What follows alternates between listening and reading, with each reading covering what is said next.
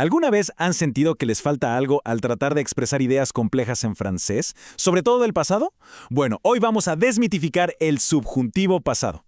Van a ver que es una herramienta increíble que no solo va a hacer que suenen más sofisticados, sino que les va a permitir comunicar matices que, de otra forma, se pierden. Para que esto quede súper claro, vamos a seguir una ruta muy lógica. Primero, vamos a entender por qué existe y en qué se diferencia del presente. Después, le metemos mano a la fórmula para que no tenga ningún secreto. Luego, lo más importante, ¿cuándo se usa? También vamos a ver las trampas más comunes para no caer en ellas y al final vamos a ver por qué dominarlo le da una precisión y una elegancia única al francés. ¿Empezamos? Bien, arranquemos con lo primero. ¿Por qué el francés se complica con un tiempo verbal tan específico para el pasado? ¿No alcanza con el subjuntivo que ya conocemos? Vamos a ver que no, para nada. A ver, imaginen esto. Quieren expresar que dudan de que alguien ya haya terminado su trabajo. ¿Cómo se dice?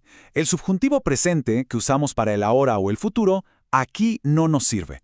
Lo que necesitamos es como una máquina del tiempo verbal, algo que nos deje expresar esa duda sobre una acción que ya concluyó. Y aquí se ve la diferencia clarísima. Il faut que tu finisses habla de algo que está pasando o va a pasar. En cambio, il faut que tu ailles fini nos lleva directamente al pasado. La acción de terminar ya debería haber ocurrido. Esta idea, la de anterioridad, es la clave de todo el asunto. Entonces, para que quede claro, el subjuntivo pasado es la herramienta para hablar de una acción que sucedió antes de la acción principal. Es la forma de expresar una opinión, una duda o un sentimiento sobre algo que ya pasó. Es como agregarle una nueva dimensión de profundidad a lo que decimos. Bueno, pasemos a la parte práctica, a cómo se arma esto. Y les tengo una buena noticia, la fórmula es súper lógica y se apoya en cosas que muy probablemente ya manejan. Pensemos en esto como si fuera una receta de cocina. Necesitamos solo dos ingredientes. El verbo auxiliar, que puede ser avoir o être, pero conjugado en subjuntivo presente. Y a eso le sumamos el participio pasado del verbo principal. Y listo, ya tenemos nuestro subjuntivo pasado. ¿Ven que no era tan complicado? Aquí lo vemos con avoir, que es el auxiliar que se usa la mayoría de las veces. Fíjense bien, lo que cambia es el auxiliar avoir en subjuntivo. Ae, aes, ait. Mientras que el participio fini se queda igualito. Así, si decimos je doute que tu aies fini, estamos diciendo literalmente dudo que tú hayas terminado. Ahora, para los famosos verbos de movimiento y estado, como partir, usamos el auxiliar être. Y aquí, ojo, hay un detalle fundamental. El participio pasado tiene que concordar en género y número con el sujeto. Noten esas e y s al final. Por ejemplo, diríamos il est possible qu'elle soit partie, con e y s al final. Y con los verbos pronominales como se préparer, la regla es la misma. También van con être. Un pequeño truco para recordarlo, el pronombre reflexivo me, te, se, siempre va como abrazando al auxiliar. Y por supuesto, no hay que olvidarse nunca de la concordancia. Es uno de esos detalles que realmente marcan la diferencia. Muy bien, ya sabemos cómo se forma. Ahora viene lo más interesante. ¿Cuáles son esas situaciones, esas frases que actúan como detonantes y nos obligan a usar el subjuntivo pasado? El subjuntivo pasado aparece mucho cuando hablamos de obligaciones o deseos, pero sobre acciones pasadas. Si digo, j'aimerais que tu aies pris le train, no estoy hablando de un tren que va a tomar. Estoy expresando mi deseo de que en el pasado hubiera tomado ese tren. Es un matiz sutil, pero muy poderoso. ¿Quieren expresar arrepentimiento, miedo o duda sobre algo que ya ocurrió?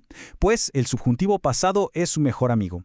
Con él podemos decir cosas como je regrette qu'il n'ait pas appelé, que es lamento que no haya llamado, o j'ai peur qu'il se soit perdu, o sea, tengo miedo de que se hayan perdido. Es la forma perfecta de ponerle palabras a esas emociones complejas sobre el pasado. Este tiempo también se dispara con opiniones negativas. Por ejemplo, je ne pense pas que.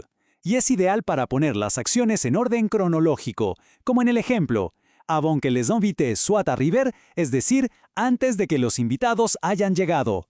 También se usa para contrastar ideas, como con bien que significa aunque. Bueno, para dominarlo de verdad, no solo hay que saber cuándo usarlo, sino también cuándo no usarlo. Hay un par de trampas comunes que es importante conocer para poder esquivarlas. Mucha atención a esta que es la regla de oro. Si el sujeto de la frase principal y el de la subordinada es la misma persona, está prohibido usar el subjuntivo. En ese caso se usa el infinitivo pasado. Comparen. J'ai peur qu'il se soit trompé. Tengo miedo de que él se haya equivocado. Son dos sujetos distintos. Pero si el miedo es sobre la propia acción, digo j'ai peur de m'être trompé. O sea, tengo miedo de haberme equivocado yo. La estructura cambia por completo. Es un detalle clave. Y para no cometer los errores más típicos, podemos tener una pequeña lista de chequeo mental. Primero, si usamos être, ¿hicimos la concordancia? Segundo, después de una expresión de duda como je doute que, ¿estamos usando el subjuntivo y no el indicativo?